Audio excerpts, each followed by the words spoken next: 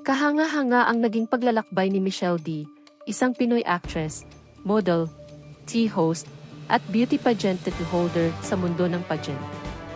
Siya ay kinoronahan bilang Miss Universe Philippines 2023 at kinatawan ng Pilipinas sa Miss Universe 2023 competition sa El Salvador, kung saan siya ay inilagay sa top 1-0.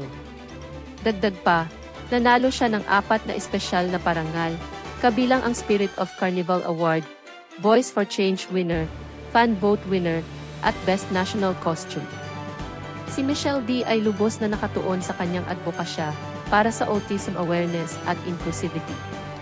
Ang kanyang hilig sa layuning ito ay personal dahil mayroon siyang 2 kapatid na lalaki na diagnosed na may autism.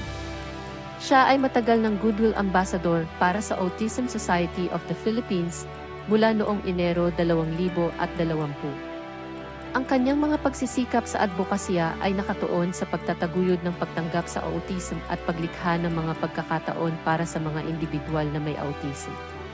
Binigyang diin niya ang kahalagahan ng suporta sa komunidad at pagtutulungan tungo sa mga Sustainable Development Goal na kinabibilangan ng paglikha ng mga pagkakataon para sa lahat. Ginamit ni Michelle ang kanyang plataporma upang magsalita para sa mga taong may mga espesyal na pangangailangan at naniniwala na mas maraming maaaring gawin upang suportahan ang mga individual na may kapansanan sa Pilipinas at sa buong mundo. Bilang karagdagan sa kamalayan sa autism, si Michelle D. ay nagtataguyod din para sa pagkakapantay-pantay ng kasarian at mga karapatan ng lagkya panandang pandagdag. Naging vocal siya tungkol sa pangangailangan ng edukasyon, pangangalaga sa kalusugan, at suporta ng gobyerno upang mabigyan ng tamang pagkakataon ang mga taong may kapansanan. Sa pamamagitan ng kanyang trabaho, nilalayon niyang bumuo ng isang mas inclusive, empowering, at sustainable na mundo para sa lahat. Bago ang kanyang tagumpay sa Miss Universe, nanalo si Michelle D. bilang Miss World Philippines 2019 at natapos sa top 12 sa Miss World 2019 pageant sa London.